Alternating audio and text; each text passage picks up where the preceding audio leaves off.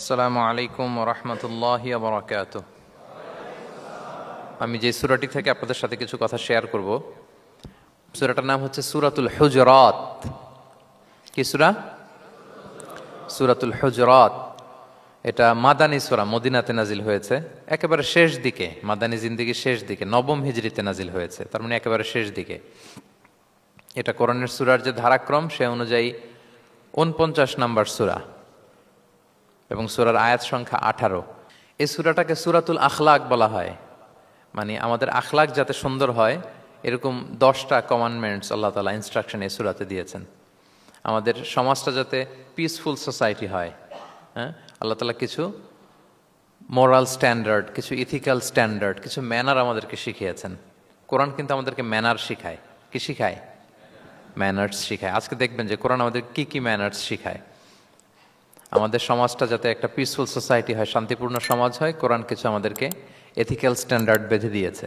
আজকে আমরা এগুলো জানবো যে কি কি ম্যানার কোরআন আমাদেরকে মেনটেন করতে বলে, পালন করতে বলে। এবং আপনি আলোচনাটা পুরোটা শুনে আপনি নিজেই বুঝবেন যে আসলেই এই ম্যানার্সগুলো, এথিক্যাল স্ট্যান্ডার্ডগুলো, এই ভ্যালিউসগুলো যদি আমরা আমাদের সমাজে অ্যাপ্লাই করি, আমাদের সোসাইটিটা একটা শান্তিপূর্ণ সোসাইটি হয়ে যাবে ইনশাআল্লাহ। তাহলে কি কি ইনস্ট্রাকশন আল্লাহ তাআলা দিলেন to make our society a peaceful society, আমরা এটা দেখব। ১ নম্বরে আল্লাহ তাআলা যে ইনস্ট্রাকশনটি দিয়েছেন, শুরুতে বলে রাখা ভালো, মৌলিকভাবে 10টি দিক নির্দেশনা আল্লাহ তাআলা দিয়েছেন আমাদের সমাজটাকে শান্তিপূর্ণ করার জন্য। 10টা ম্যানার আল্লাহ তাআলা শিখিয়েছেন। আওয়াজ করে বলেন তো, মোট কয়টি নির্দেশনা? 10টি। আমরা গুনে গুনে সামনের দিকে আগাবো। ১ নম্বরে আল্লাহ তাআলা বললেন, ইয়া আইয়ুহাল্লাযীনা আমানু লা তুকদ্দিমু বাইনা ইয়াদাইল্লাহি ওয়া রাসূলিহি ওয়াত্তাকুল্লাহ ইন্নাল্লাহা সামিউন আলীম। ওহে বিশ্বাসীরা, তোমরা আল্লাহর রাসূল তোমাদেরকে যা করতে বলে এইটার চেয়ে বেশি অ্যাডভান্স হয়েও না, অতটুকুতেই থাকো, ওটাতেই কল্যাণ, ওটাতেই বরকত।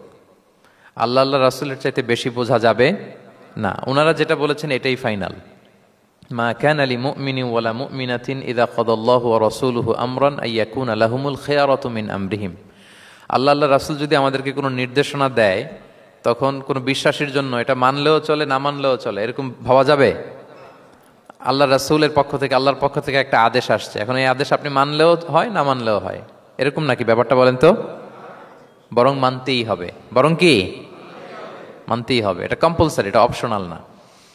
তাহলে সমাজকে শান্তিপূর্ণ করার 1 নাম্বার গাইডলাইন হচ্ছে আল্লাহ রাসূলের পক্ষ থেকে যে নির্দেশনা আসবে এটা আপনাকে কম্পালসারি টু অ্যাবাইড বাই, এটা মানতেই আপনাকে হবে।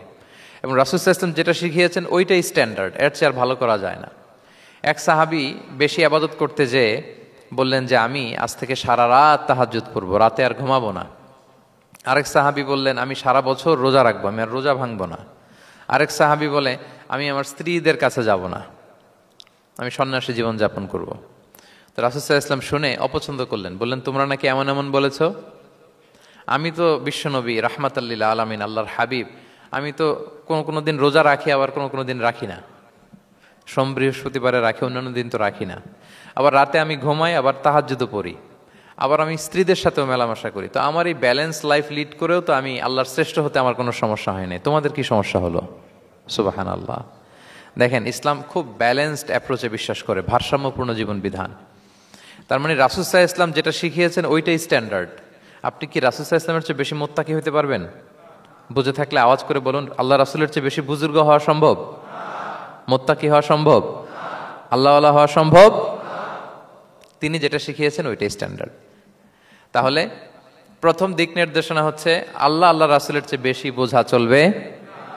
ওনারা যে নির্দেশনা দিয়েছেন সেটা মানলেই জীবনের সুখ, সেটা মানলেই কি 1 নাম্বার গাইডলাইন।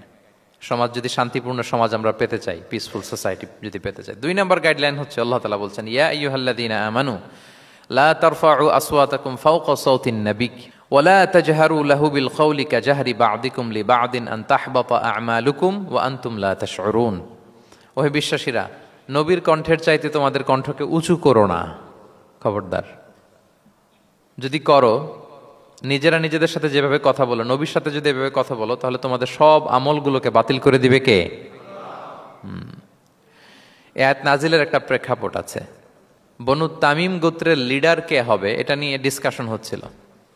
তো আবু বকর রাদিয়াল্লাহু তাআলা আনহু বললেন, আমি চাই উনি হোক লিডার। ওমরে ফারুক বলে, না না না, উনি না, আপনি বুঝতে পারেন নাই, আমি চাই ইনি হোক।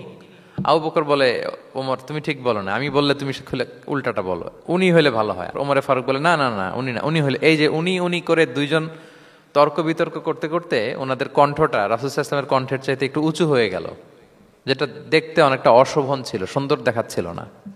তো রাসূল সাল্লাল্লাহু আলাইহি ওয়াসাল্লাম সামনে বসা, ওনার সামনে উঁচু গলা করে কেউ কথা বলবে, এটা আল্লাহ বরদাশত করলেন না। আরশের উপর থেকে আল্লাহ তাআলা আয়াত নাজিল করলেন, লা তারফাউ আসওয়াতাকুম ফাওকা সাওতিন নবী, খবরদার নবীর কণ্ঠের চাইতে যেন তোমাদের কণ্ঠ উঁচু হয়ে না যায়। যদি যায় তাহলে তোমাদের আমলগুলো বাতিল হয়ে যাবে, এবং নিজেরা নিজেদেরকে যেভাবে ডাকো সেভাবে ডেকো না, এরকম করলে আমল বাতিল হয়ে যাবে। তো আল্লাহ তাআলা এখানে আদব শিক্ষা দিলেন যে রাসূল সাল্লাল্লাহু আলাইহি ওয়াসাল্লামের সামনে কথা বলতে গেলে খুব ভদ্র ভাষায় কথা বলতে হবে, শালীন ভাষায় কথা বলতে হবে। মজার ব্যাপার হচ্ছে, আপনারা জানেন কিনা জানি না, যারা হজ উমরা করেছেন আপনারা দেখবেন যে রাসূল সাল্লাল্লাহু আলাইহি ওয়াসাল্লামের পবিত্র কবরের উপর এই আয়াতটা এখনো লেখা আছে যে লা তারফাউ আসওয়াতাকুম ফাওকা সাওতিন নবী, নবীর কণ্ঠের চাইতে যেন কণ্ঠ উঁচু হয়ে না যায়। এজন্য দেখবেন যে যারা রাসূল সাল্লাল্লাহু আলাইহি ওয়াসাল্লামের কবর জিয়ারত করতে যায়, ওনারা কবরের সামনে যে ধৈর্য ধারণ করতে পারে না, বুক ফেটে কান্না আসে যে আজীবন যে নবীর কথা শুনলাম, যে নবীর হাদিস শুনলাম, যে নবীকে আমি এত ভালোবাসি, যে নবী আমার জন্য সুপারিশ করবেন, যে নবী আমাকে হাউজে কাউসারের পানি দিবেন, সেই নবী এখানে শুয়ে আছে। এটা ভাবতেই মুমিন হৃদয়ে বাঁধ ভাঙা কান্নার জোয়ার আসে, হাউমাউ করে কাঁদতে ইচ্ছে করে, কিন্তু ওখানে আওয়াজ করা যায় না, কারণ ওখানে লেখা লা তারফাউ আসওয়াতাকুম ফাওকা সাওতিন নবী, নবীর দরবারে বড় গলায় আওয়াজ করে কোনো শব্দ উচ্চারণ করা যাবে না। খুব ভদ্র বিনম্র চিত্তে রাসূল সাল্লাল্লাহু আলাইহি ওয়াসাল্লামের রওজার সামনে দাঁড়িয়ে আমরা সালাম পাঠ করি। তো এই নিয়মটা শুধু যে রাসূল সাল্লাল্লাহু আলাইহি ওয়াসাল্লামের জন্যই খাস তা নয়, আমাদের আব্বা আম্মা, আমাদের শিক্ষক, মুরব্বী, আধ্যাত্মিক নেতা, ধর্মীয় গুরু, ইসলামী আন্দোলনের বড় লিডার, এরকম যে কারো সামনে বড় গলায় উঁচু গলায় আওয়াজ করে কথা বলা যাবে না, বরং সেখানে ভদ্রতা, এটিকেটস, নম্রতা, এটা বজায় রাখতে হবে। এটা বুঝতে পেরেছেন? হ্যাঁ। পাশাপাশি রাসূল সাল্লাল্লাহু আলাইহি ওয়াসাল্লাম একবার দুপুরবেলায় ওনার ঘরে শুয়েছিলেন। সূরার নাম হচ্ছে সূরাতুল হুজুরাত, মনে আছে তো আপনাদের? সূরার নাম কি? হ্যাঁ, হুজুরাত মানে হচ্ছে কম্পার্টমেন্ট বা অ্যাপার্টমেন্ট, যেখানে মানুষ থাকে আর কি। রাসূল সাল্লাল্লাহু আলাইহি ওয়াসাল্লাম এরকম 9টা হুজরাখানা ছিল। আপনার বাংলাদেশে ইমাম সাহেবের হুজরাখানা এই শব্দটার সাথে পরিচিত না সবাই? এই হুজরাখানা থেকে আল হুজরাত, রাসূল সাল্লাল্লাহু আলাইহি ওয়াসাল্লামের 9 জন স্ত্রী এই 9টা হুজরাতে থাকতেন, এবং এগুলো মসজিদে নববীর সাথে অ্যাটাচ করা ছিল। দুপুরে খেয়ে রাসূল সাল্লাল্লাহু আলাইহি ওয়াসাল্লাম কাইলুলা করছেন, বিশ্রাম নিচ্ছেন। হঠাৎ কিছু বেদুইন লোক, যাদের মধ্যে সভ্যতার ছোঁয়া লাগেনি, তারা এসে রাসূল সাল্লাল্লাহু আলাইহি ওয়াসাল্লামকে ডাকতে আরম্ভ করলো, ইয়া মুহাম্মদ উখরুজ ইলাইনা, ইয়া মুহাম্মদ উখরুজ, এই মুহাম্মদ বেরো বেরো, কথা আছে, এই মুহাম্মদ বেরো বেরো। মানে কেমন যেন বন্ধুরে ডাকতেছে, মনে হচ্ছে বন্ধুকে ডাকতেছে। আল্লাহ তাআলা এটা বরদাস্ত করলেন না, বললেন খবরদার, নিজেরা নিজেদেরকে যেমনে ডাকো, নবীকে যদি অমনে ডাকো, তোমার ঈমান আমল সব বাতিল হয়ে যাবে, খবরদার, সব বাতিল হয়ে যাবে। বরং ওনাকে যখন সম্বোধন করবে তখন ডাক দিবে খুব ভদ্র ভাষায়, বলতে হবে ইয়া নবী আল্লাহ, ইয়া রাসূল আল্লাহ, ইয়া হাবিব আল্লাহ, এরকম ভদ্রোচিত ভাবে রাসূল সাল্লাল্লাহু আলাইহি ওয়াসাল্লামকে ডাকতে হবে। তাহলে রাসূলের সামনে কণ্ঠ উঁচু করার কারণে আল্লাহ তাআলা এই আয়াত নাজিল করলেন, এবং এই আয়াত নাজিলের পরে ওমরে ফারুক রাদিয়াল্লাহু তাআলা এত ভয় পেলেন। এরপরে রাসূল সাল্লাল্লাহু আলাইহি ওয়াসাল্লামের সামনে কথা বলতে গেলে উনি এত আস্তে কথা বলতেন, ওই যে বেশি জোরে যদি কথা বলে তাহলে আমার সব আমল বাতিল হয়ে যাবে, এত আস্তে বলতেন। রাসূল সাল্লাল্লাহু আলাইহি ওয়াসাল্লাম জিজ্ঞেস করা লাগতো, ওমর কি বললে, আবার বলো তো, একটু জোরে বলো ওমর, আরেকটু জোরে বলো, আরেকটু জোরে বলো। সুবহানাল্লাহ। মানে এত মিন মিন করে, এত ক্ষীণ ক্ষীণ শব্দে ওমর ফারুক কথা বলতে লাগলেন যে রাসূল সাল্লাল্লাহু আলাইহি ওয়াসাল্লামের বুঝতে কষ্ট হচ্ছিল কথা। তখন তিনি বলতেন, ওমর আরেকটু জোরে বলো না, কি বললে বুঝলাম না, আরেকটু জোরে বলো। ওনারা এতটা ভয় পেয়েছিলেন এই আয়াত নাজিল হওয়ার পরে। তাহলে 2 নাম্বার ইনস্ট্রাকশন হচ্ছে, মুরব্বী, শিক্ষক, উস্তাজ, ধর্মীয় গুরু, আধ্যাত্মিক নেতা, ইসলামী আন্দোলনের বড় নেতা, এরকম রেসপেক্টেড কারো সামনে উচ্চবাচ্য করে কথা বলা উচিত না। এটা আদবের খেলাফ, শিষ্টাচারের খেলাফ। আর আমরা বলেছি এই সূরাটা আমাদের শিষ্টাচার নিয়ে কথা বলে, সামাজিক রীতিনীতি, শিষ্টাচার, এটিকেটস নিয়ে কথা বলে। তাহলে এই যে 2টা ইনস্ট্রাকশন গেল। 3 নাম্বার ইনস্ট্রাকশন হচ্ছে আল্লাহ তাআলা বললেন, ইয়া আইয়ুহাল্লাযীনা আমানু, ওহে বিশ্বাসীরা, ইন জাআকুম ফাসিকুম বিনাবাইন ফাতাবায়ানু, কোনো পাপাচারী যদি কোনো নিউজ নিয়ে আসে, বিশ্বাস করার আগে নিউজটা যাচাই করে নিও। আন তুসিবু কওমান বিজাহালাতিন ফাতুসবিহু আলা মা ফাআলতুম নাদিমিন, যদি তোমরা বিশ্বাস করে ফেলো তাহলে কোনো কমের উপর হয়তো এমন ডিসিশন নিয়ে নিতে পারো যে ডিসিশনের কারণে পরে তোমাদেরকে পস্তাতে হবে। তাহলে 3 নাম্বার ইনস্ট্রাকশন হচ্ছে নিউজ একটা শুনলেই বিশ্বাস করা যাবে, এটাকে ভেরিফাই করতে হবে। কি করতে হবে? You have to verify and cross check the authenticity of the news. নিউজটা সঠিক কিনা আপনাকে ক্রস চেক করতে হবে, শুনলেই বিশ্বাস করা যাবে না। এটা বর্তমান সময়ের সাথে অনেক বেশি প্রাসঙ্গিক। এত হোক্স নিউজ এখন, এত এত রুমার্স, এত ফেক নিউজ সোশ্যাল মিডিয়াগুলোতে, ইভেন মেইন স্ট্রিম মিডিয়াও যা প্রচার করে সবই যে আপনি বিশ্বাস করতে পারবেন তাও না, ওইটাও একটু ক্রস চেক করে নিতে হবে। এদেরও কিছু প্রোপাগান্ডা থাকে আবার, হ্যাঁ, এরাও নিউজকে এমনভাবে অনেক সময় করে তাদের সুবিধার্থে। সো আপনার চোখ কান খোলা রেখে অনেকগুলো নিউজ একসাথে মিলিয়ে তারপরে বিশ্বাস করতে হবে। কিন্তু আমাদের সরল মনা অনেক ভাইদের যেটা হয়, ফেসবুকে একটা কিছু দেখে আমরা মনে করি যেটা সঠিক, ফলে কি করি? শেয়ার দিয়ে ফেলি। কি করি? শেয়ার দেই। আবার আপনার বন্ধুরা শেয়ার দেয়, ফলে মুহূর্তে একটা রুমর, একটা গুজব ছড়িয়ে পড়ে সমাজে, কিন্তু আদতে এটার সাথে কোনো মিলই নাই বাস্তবতার। এরকম হয় কি হয় না বলেন তো?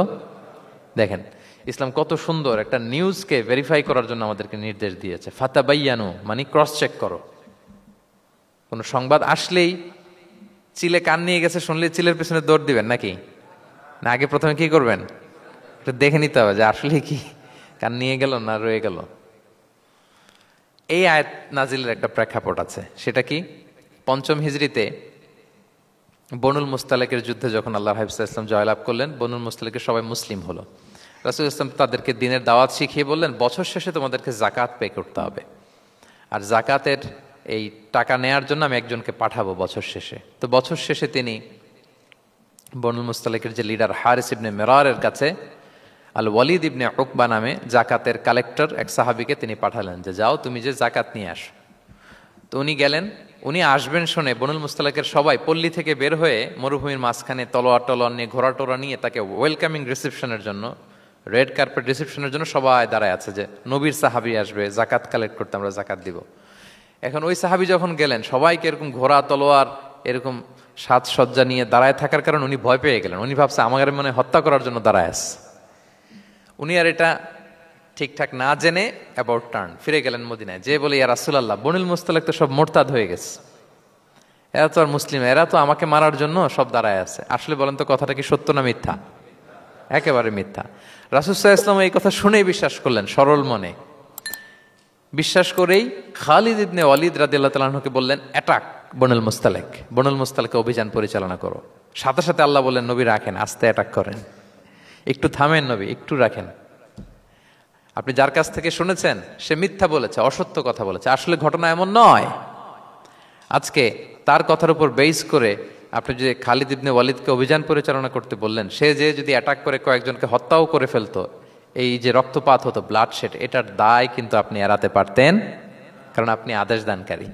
আল্লাহ রাসূল সাল্লাল্লাহু আলাইহি ওয়াসাল্লামকে থামালেন আল্লাহ তাআলা আয়াত নাজিল করে যে আপনি ক্রস চেক করেন। পরে রাসূল সাল্লাল্লাহু আলাইহি ওয়াসাল্লাম ক্রস চেক করে লোক পাঠিয়ে জানলেন যে না, এমন কিছুই নয়, তারা কেউ মোরতাদ হয় নাই, সবাই তারা মুসলিমই আছে, তারা ওয়েলকামের জন্য আসছিল, উনি ভাবছে যে ওনাকে হত্যা করার জন্য দাঁড়ায় আছে। তাহলে চিন্তা করছেন যুগে যুগে এই সমস্যা আছে না নাই বলেন? রাসূল সাল্লাল্লাহু আলাইহি ওয়াসাল্লামের জীবনীতে এই ঘটনা ঘটিয়ে আমাদের চোখে আঙ্গুল দিয়ে আল্লাহ তাআলা বুঝাতে চাইলেন যে কোনো নিউজ আসলেই এটা ভেরিফাই না করে বিশ্বাস করা যাবে না। যত মেইন স্ট্রিম মিডিয়া হোক, ওটা শুনলে আপনি আরো কয়েকটা, আরো আপনার সোর্স থেকে আপনি একটু জানবেন, এরপরে আপনি বিশ্বাস করবেন। নাকি বিশ্বাস না করে শেয়ার দিবেন? আপনি কি জানেন যে একটা কথা শুনেই ক্রস চেক না করে অ্যাকশনে যাওয়াতে কত পরিবার ভেঙে যায়, কত সম্পর্ক ভেঙে যায়? আমাদের মধ্যে প্রবণতা আছে। আপনার ছেলের ব্যাপারে একজন একটা কথা বললো, এসে ছেলের মারপিট, জিজ্ঞেসও করেন না এটা। আপনার মেয়ের ব্যাপারে একজন এসে একটা বাজে কথা বলছে, এসেই আপনি মেয়ের সাথে খারাপ আচরণ। আপনার ওয়াইফের ব্যাপারে একজন বললো আর কি যে ভাই আপনি এখানে, ভাবিকে তো দেখলাম ওইখানে আরেকজনের সাথে, আপনি এসেই আপনার স্ত্রীর উপর চড়াও অথবা গায়ে হাত তুললেন। তো হতে পারে যে ওই ভদ্রলোক অন্য কোনো মহিলাকে দেখেছে যে দেখতে আপনার স্ত্রীর মতো, এরকম হতে পারে কি পারে না বলেন? তো এই যে আপনি ক্রস চেক না করে, ভেরিফাই না করে যে অ্যাকশনে গেলেন, এতে সমস্যা হবে না? সমাজে পরিবার ভাঙে, সমাজে সম্পর্ক নষ্ট হয়, কলহ বাঁধে। এই জন্য আল্লাহ তাআলা বলেন যে সোসাইটিটাকে যদি পিসফুল করতে চাও, ইযা জাআকুম ফাসিকুম বিনাবাইন ফাতাবায়ানু, নিউজ আসলেই বিশ্বাস করো না, you have to cross check, you have to justify and you have to verify the news. মনে থাকবে? তাহলে আজকে থেকে ফেসবুকে একটা পেলে আমরা কি করব? শেয়ার দিয়ে দিব। কি শেয়ার দিবেন না? কি করব? যাচাই বাছাই করব, ক্রস চেক করব। এখন অবশ্য ক্রস চেক করার জন্য কিছু কিছু প্ল্যাটফর্ম বেরিয়েছে, তারা অবশ্য যেগুলো খুব বেশি ছড়িয়ে পড়ে নিউজ, সেগুলো যদি ভুল হয় তারা ক্রস চেক করে তারা সামাজিক সচেতনতা তৈরি করে। তো আমরা প্রত্যেকেই দায়িত্বশীল হলে এই গুজবগুলো স্প্রেড করা থেকে আমরা বিরত থাকতে পারি। নিউজ শুনলেই আমরা এখন বিশ্বাস করব না, আগে ক্রস চেক করে নেব, তা না হলে আমরা বিপদে পড়তে পারি। কি বলেন? এমন কোনো কাজ করে ফেলতে পারি যেটার কারণে পরে লজ্জিত হব। তো আমরা আগে থেকেই সাবধান হয়ে যাই। 4 নম্বরে আল্লাহ তাআলা বললেন, ওয়া ইন তাইফাতানি মিনাল মুমিনিনা ক্তাতালু ফাসলিহু বাইনাহুমা। বিশ্বাসীদের মধ্যে 2 গ্রুপ যদি মারামারি লাগে তাহলে তুমি মিলিয়ে দাও, ইসলাহ করো, ইসলাহু যাতিল বাইন, মিলিয়ে দাও, মীমাংসা করে দাও, বিরোধ নিষ্পন্ন করে দাও। অনেক সময় হয় না যে 2 ভাই ঝগড়া লেগেছে, 2 বন্ধু ঝগড়া লেগেছে, অথবা স্বামী স্ত্রীর মধ্যে কোনো কারণে বিরোধ, 2 পার্টি ঝগড়া লাগছে, এরকম আছে না নাই? তখন ফাসলিহু বাইনাহুমা, তাদের মধ্যে আপোষ মীমাংসা করে দাও। মীমাংসা করে দাও, ইসলাহ, রিকনসিলিয়েশন করো, ওয়ার্ক অ্যাজ এ মিডিয়েটর, মধ্যস্থতাকারী হিসেবে কাজ করো। তো আমরা সমাজে কি করি দেখেন তো, একটু মিলিয়ে নেন। 2 জন ঝগড়া লাগছে, আমরা কি করি? কি করেন? আরো লাগিয়ে দেন, সর্বনাশ। তাই তো আপনাদের ওয়াজি করতেছি আমি না, তাদেরকে আরো ঝগড়ায় মাতিয়ে তোলা যাবে না, লাগিয়ে দেওয়া যাবে না, বরং ঝগড়া থামিয়ে দিতে হবে। কি করতে হবে? কয়েক জায়গায় কৌশল করে মিথ্যা বলা জায়েজ, সহিহ হাদিসে এসছে। এর মধ্যে একটা আছে, 2 জন মানুষের মধ্যে সম্পর্ক নষ্ট, তাদের সম্পর্ক জোড়া লাগিয়ে দেওয়ার জন্য আপনি কৌশল করে মিথ্যা বলতে পারেন। যেমন ধরেন যে 2 জনের সাথে কথা হয় না, দা কুমড়া সম্পর্ক, আপনি একজনকে বললেন যে ভাই ওই দিন তো ওই লোক আপনার ব্যাপারে অনেক প্রশংসা করলো। সে তো শুনে অবাক হবে, কিরে আমার প্রশংসা কি বললো, এমন এমন বললো।